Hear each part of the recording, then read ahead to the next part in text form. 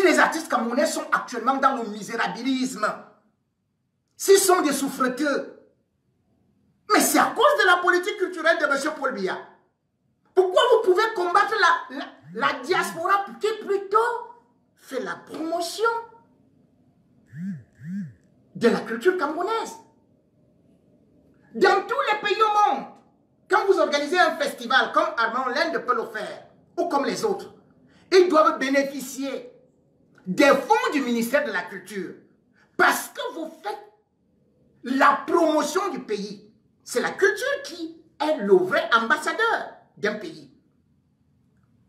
Mais, en dehors de l'époque d'Aïdjo, où il y avait les spectacles qui étaient sponsorisés par l'État, quel festival Paul Biya a organisé?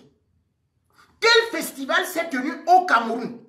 J'entends Festi Bikouti. Oui, mais Festi Bikouti, c'est qui? C'est Aïna. Aïna se débrouille très seul. Je connais Aïna depuis FM 94. Il se défend seul. Les cabarets, rien. Quel est ce pays au monde où il n'y a pas une seule salle de spectacle? C'est pour ça que je vous dis, ne nous trompons pas de combat. Les combattants qui disent aujourd'hui que les artistes sont des sardinards, ils n'ont pas complètement tort. Parce que nulle part au monde, les artistes se sont mis avec un régime de tyrans et ont été applaudis. Tous les artistes qui jouaient pour la gloire de Hitler, ils ont été fusillés, sachez-le. Vous êtes en train de dire que l'artiste est comme un footballeur ou comme un homme normal. Non. Et qu'il doit choisir celui qu'il supporte. Ah bon? L'artiste est celui qui incarne une société. Quand vous jouez, vous ne jouez pas pour un camp. Et même les artistes ont toujours pris le camp des pauvres, le camp des opprimés. Regardez Tikenja en Côte d'Ivoire. Regardez Alpha Blondy. Alpha Blondy a fait des études universitaires et après il a été vendeur machin. Mais quand il est venu, il a sorti Brigadier Sabari pour dénoncer les violences policières. C'est ça un artiste, l'engagement. Un artiste, c'est pas seulement chanter que le sexe a fait ceci, tourner les fesses et tout. Non, c'est pas ça un artiste. Ça, c'est des amuseurs publics. Savant Thomas, à l'époque, avait chanté Nelson Mandela. Vous voyez comment ça marchait? Dans toute l'Afrique de l'Ouest, dans toute l'Afrique centrale. Parce qu'il y avait un message. Et ça faisait, il était un dénominateur commun. Il était un exemple. Parce que l'artiste, qu'est-ce qu'on appelle la musique? La musique, par définition, ce sont les choses de l'esprit, les œuvres de l'esprit. Qu'est-ce qu'on appelle intellectuel? Par définition, dans le dictionnaire le plus important de la langue française, c'est-à-dire le littré, c'est celui qui a l'amour des choses de l'esprit. Ce qui signifie que vous voyez le mot esprit.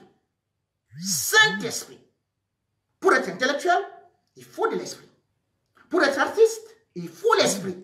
Si donc vous polluez les esprits du peuple en soutenant quelqu'un qui est en guerre contre son propre peuple, quelqu'un qui affame son peuple, quelqu'un qui ne crée pas les droits d'auteur, quelqu'un chez qui les accidents de la route font 6 000 morts par an, quelqu'un chez qui la population meurt, les inondations et tout, il ne s'y rend pas. Quelqu'un qui a tué lui-même les artistes, qui a mis les artistes en prison. Et vous, les artistes, vous partez le soutenir. Et vous voulez que le peuple vous soutienne, vous suive. Mais non, vous êtes trompé de combat. Ne dites pas que vous êtes libre comme tout le monde. Il y a des symboles dans chaque société. Les artistes et les footballeurs ou les grands sportifs. C'est pour ça que vous voyez par exemple que Basile Boli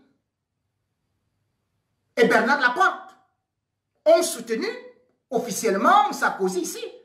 Mais l'émission de Basile Poli à Canal Plus, alors que ça appartient à Bolloré, il a été viré. Oui. Parce qu'on a senti une chute. Même chose avec Bernard Laporte qui avait une émission à RMC. Donc vous croyez qu'un artiste va aller jouer pour un tyran et après la diaspora, il a accueilli, il a applaudi. Mais non. Regardez les exemples de Bob Marley. Regardez les exemples de Fela Ramson Kuti au Nigeria. Regardez comment ils se sont opposés à l'injustice, à la tyrannie. Un artiste a le choix. Soit vous êtes neutre, vous ne vous prononcez pas. Comme Johnny Hallyday l'a reconnu que plus jamais ne se prononcera en politique. Parce qu'il a dit, je reconnais que j'ai fait une erreur. Johnny Hallyday, vous les artistes camerounais, vous voulez dire que vous êtes plus fort que Johnny Hallyday? Les gens qui vous manquent de l'accueil, ils vont faire le bras de fer contre le peuple. C'est eux qui vont vous accompagner partout. C'est eux qui vont contraindre aux gens de venir à vos spectacles. Vous pouvez faire le bras de fer contre votre public qui vous a fait, contre le public qui vous a créé, au moment où vous n'avez rien au Cameroun. Mais ne rêvez pas. Soyez humbles. Reconnaissez les erreurs. J'ai toujours soutenu les artistes. La preuve, parmi les noms des gens qui sont sanctionnés, je peux vous dire, j'ai une forte admiration et tout le monde le sait. C'est mon ami, Grace Descartes. C'est un intellectuel. La preuve, c'est que même quand dans le combat, nous avons milité pour qu'elle soit présidente du conseil d'administration de la SACIM et même de la CMC. Parce qu'intellectuellement, c'est une femme qui est bien. Mais aujourd'hui, je regarde, je dis, il n'y va pas de mon intérêt. Il y va de la décision du peuple. Ce peuple a été piétiné. Ce peuple, les artistes qui s'opposent au régime, on dit qu'ils ne doivent pas entrer au Cameroun. Ils ne doivent pas chanter à la CRTV. On ne doit pas les jouer. Mais vous voulez que les autres qui chantent pour le régime viennent aussi chanter dans la diaspora. Cette diaspora qui n'est qu'en train de revendiquer une chose pour le bien commun. Puisque la diaspora se bat pour vous. Qu'on vous fasse des salles de spectacle, vous jouez chez vous. Qu'on vous fasse des conservatoires. Qu'on vous crée des espaces, qu'on crée les maisons de disques. L'artiste vit de l'art vivant. Et c'est ça, le spectacle. Parce que pendant les spectacles, vous avez des gros cachets. Ce n'est pas comme certains disent que non, les Congolais ils vendent les CD. Moi, je peux vous dire, hein, à Château où je suis allé, je voulais acheter des CD. Toutes les boutiques congolaises qui vendent les CD sont fermées. Parce que le CD ne se vend plus. On fait les téléchargements. Alors, pour que l'artiste vive, c'est le spectacle. Et c'est les droits d'auteur. Or, au Cameroun, justement, le régime Biya vous prive du spectacle et des droits d'auteur. Et Roméo Dika est avec ce régime. Il vous invite uniquement tous les 7 ans pour aller chanter des louanges à un type qui vous salue sans même sourire, sans vous regarder, avec un mépris légendaire. Qui d'entre vous a été invité à un tête-à-tête avec Paul Biya? Partout au monde, les grands artistes sont invités par les chefs d'État. Partout au monde. Sauf au Cameroun. Et vous croyez que vous êtes bien? Vous dites que vous êtes les messieurs du peuple, les dames du peuple, les chouchous du peuple, les princes du peuple. Je vais vous dire qui était Maman Africa, femme du peuple. Elle s'appelait Myriam Makeba. Myriam Makeba, elle, la fille d'une femme qui était domestique. Et cette femme a été arrêtée au temps de l'apartheid. Myriam Makeba n'avait que 3 jours. Elle venait de naître. Le régime d'apartheid a pris la maman de Myriam Makeba et Myriam Makeba, bébé, pour les mettre en prison. Myriam Makeba a grandi en prison durant 6 mois. Quand elle est sortie, quand elle a eu 20 ans, parce qu'elle était bonne, entre-temps, et elle gardait les enfants. Myriam Makeba, la plus grande artiste africaine, elle était bonne. C'est à 20 ans qu'elle décide d'apprendre à chanter. Et elle apprend à chanter parce qu'elle s'est dit, c'est par la musique qu'elle va combattre le régime d'apartheid. En 1956, elle sort donc l'album Pata Pata. Le régime d'apartheid se décide donc à l'arrêter, à la mettre en prison. Elle s'enfuit, elle va en Algérie. L'Algérie accueille Myriam Makeba en 1960 et va lui accorder la nationalité algérienne. Sékou Touré, qui était un panafricaniste, trouve que les sons de Myriam Makeba, qui continue à dénoncer l'apartheid dans le monde entier, l'invite en Guinée. Et c'est comme ça qu'en 1972, Myriam Makeba devient guinéenne. C'est Sékou Touré qui va permettre à Myriam Makeba de venir en France, puis aux États-Unis. Et le premier concert qu'elle a eu à faire, que ce soit l'Olympiole à la Cigale, c'était pour dire stop à l'apartheid. C'est là où la France, l'Angleterre et toutes les grandes puissances sont révoltées par le message de Myriam Makeba, qui pendant le concert s'écroule, pleure.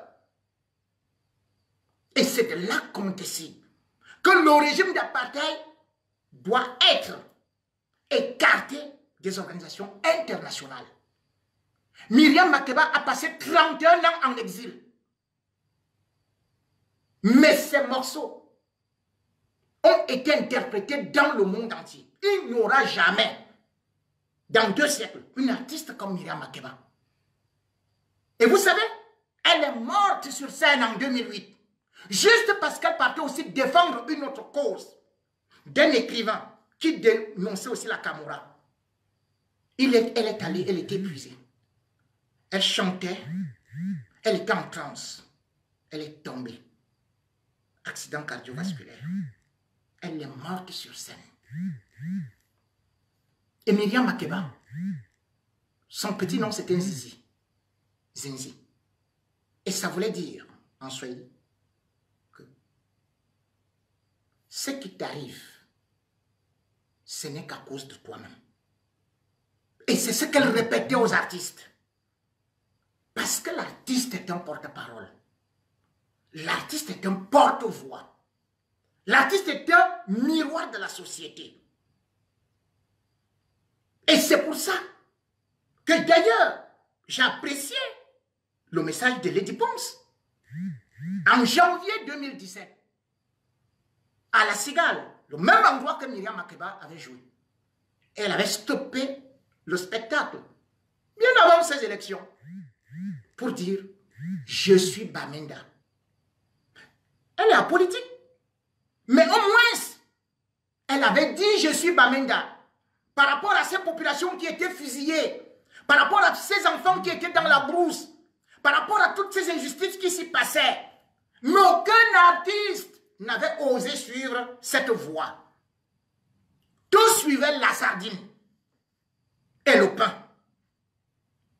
Elle l'avait dit, je suis Bamenda. Je dis bien, c'était en 2017. Depuis 7 ans, elle a créé l'association pour les orphelins. Et elle rend visite aux orphelins. Pendant ce temps, les autres sont là pour manger seuls. Je peux vous parler par exemple de Longuet Longuet. Longuet Longuet, c'est depuis longtemps qu'il a chanté Allô Africa. Vous pouvez tout dire ce que vous voulez de lui. Tout comme Lady a chanté non au tribalisme, Longuet Longuet a parlé non à la privatisation, non à l'escroquerie, non à tous ces mots. Et même, il a allé jusqu'à combattre l'Occident.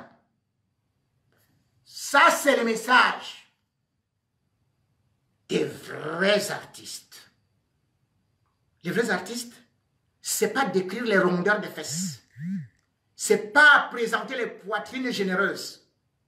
C'est pas savoir seulement secouer les reins pour provoquer les libations et les excitations diaboliques. C'est pas uniquement pour venir raconter des choses de rêve et de jupons. Les artistes doivent aussi avoir des messages forts. Les artistes doivent incarner quelque chose. Les artistes doivent prêcher par l'exemple.